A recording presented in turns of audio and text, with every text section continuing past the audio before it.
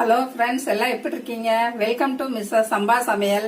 இன்னைக்கு நம்ம செய்ய போற ரெசிபி என்னன்னு பாத்தீங்கன்னா, ஈவினிங் ஸ்நாக்ஸாகவும் வச்சுக்கலாம், பிள்ளைங்களுக்கு ஸ்கூலுக்கும் செஞ்சு கொடுத்துடுறோம். ரொம்ப டேஸ்டான சப்பாத்தி எக் ரோல் செய்ய போறோம். சீக்கிரமா செஞ்சிடலாம். அது எப்படி செய்யலாம்னு பார்க்கலாம். வீடியோக்குள்ள போலாம் வாங்க.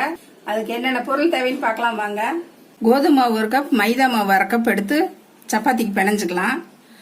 எக் ரோல் பண்றதுக்கு முட்டை 4, பெரிய வெங்காயம் 1 ஸ்லைஸ் பண்ணி வச்சிருக்கோம், குடமிளகா 1 ஸ்லைஸ் பண்ணி வச்சிருக்கோம். சப்பாத்திக்கு மாவு பிணைஞ்சிடலாம்.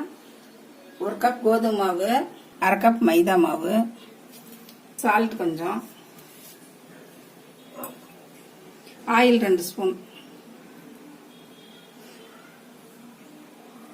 நல்லா பிணைஞ்சுக்க. உப்பெல்லாம் எல்லா பக்கம் வர்ற மாதிரி பிணைஞ்சுக்குங்க. அப்புறம் தண்ணி கொஞ்சம் கொஞ்சமா ஊற்றி சப்பாத்திக்கு பிணையிற மாதிரி பிணைஞ்சுக்கலாம்.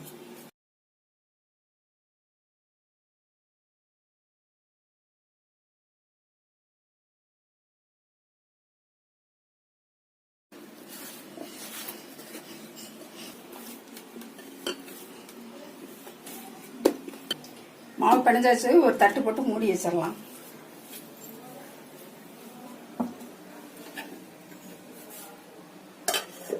பத்து நிமிஷம் மாவு ஊறிட்டு இருக்கட்டும். அதுக்குள்ள வெங்காயம் வணக்கிடலாம். 1 ஸ்பூன் ஆயில் ஊத்திக்கலாம். ஒரு பெரிய வெங்காயம், குடமிளகா 1 அறுத்து வச்சிருக்கோம், அதை வணக்கிடலாம். கொஞ்சமா லைட்டா வதங்கினா போதும், ரொம்ப வதங்க வேண்டாம். லைட்டா உப்பு போட்டுக்கலாம்.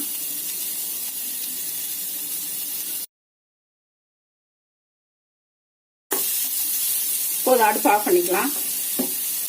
10 நிமிஷம் ஆச்சு. எடுத்து சப்பாத்தி தேய்ச்சிடலாம். ஊறியாச்சு.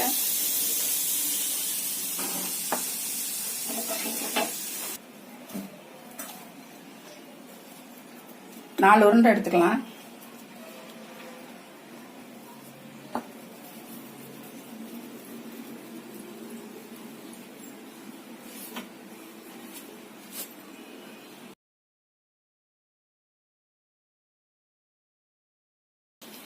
மைதா மாவு போட்டு ஒட்டாம வரும், அப்பதான் தேய்ச்சிக்கலாம். நல்லா அகலமா பெருசா தேய்க்கணும்.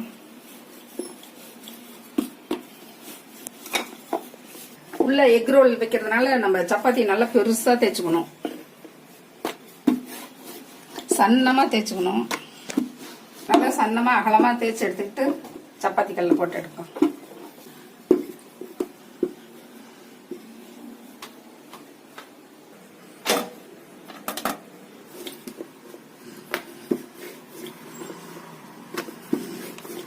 சப்பாத்தி தட்டுல டிரான்ஸ்ஃபர் பண்ணிடலாம்.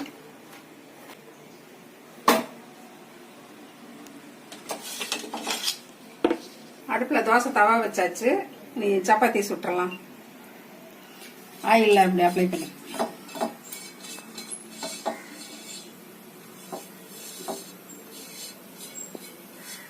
சப்பாத்தி போடலாம்.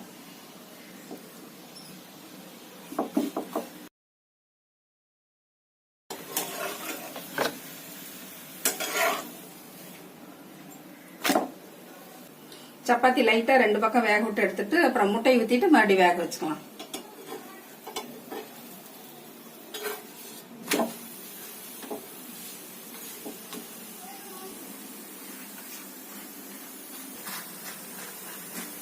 ஒரு பிளேட்டுக்கு டிரான்ஸ்ஃபர் பண்ணிடலாம். இதையும் அதே மாதிரியே சுட்டு எடுத்துடலாம். சப்பாத்தி வெந்துட்டு இருக்கட்டும். அதுக்குள்ள முட்டையை உடைச்சு கலக்கி வச்சுக்கலாம். ஒரு சப்பாத்திக்கு 2 முட்டை. லைட்டா உப்பு போட்டுக்கலாம். மிளகுத்தூள் கொஞ்சம் போட்டுக்கலாம். முட்டை ஆம்லெட் ஊத்திடலாம்.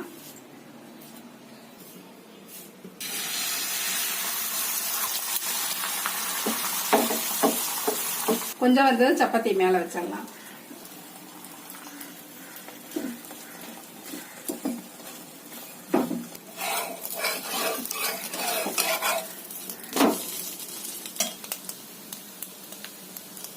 வெந்துருச்சு, எடுத்துடலாம்.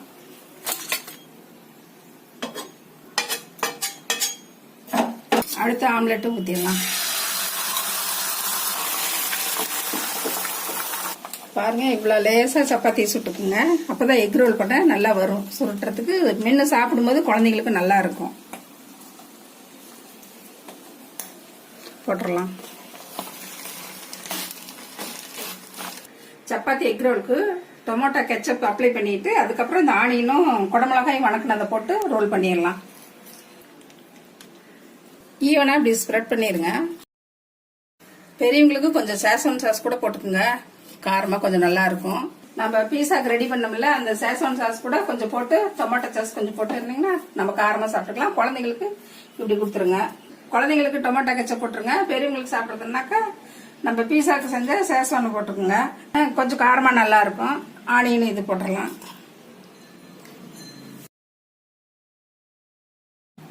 சாட் மசாலா கொஞ்சம் போட்டுக்கலாம், வாசமா டேஸ்டா நல்லா இருக்கும்.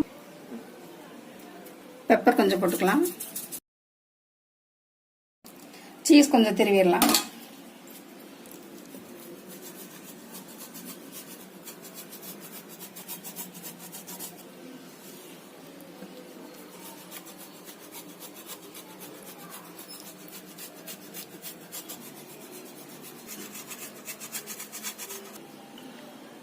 எக் ரோல் எப்படி பண்றேன்னு பாருங்க.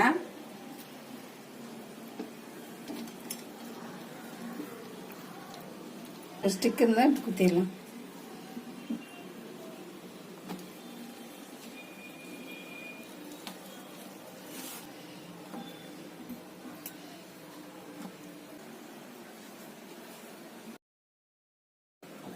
பாருங்க எவ்வளவு சீக்கிரமா சப்பாத்தி எக் ரோல் செஞ்சுட்டோம். இது குழந்தைங்க பெரியவங்க எல்லாருக்குமே சாப்பிட நல்லா இருக்கும், பிடிக்கும், ரொம்ப பிடிக்கும்.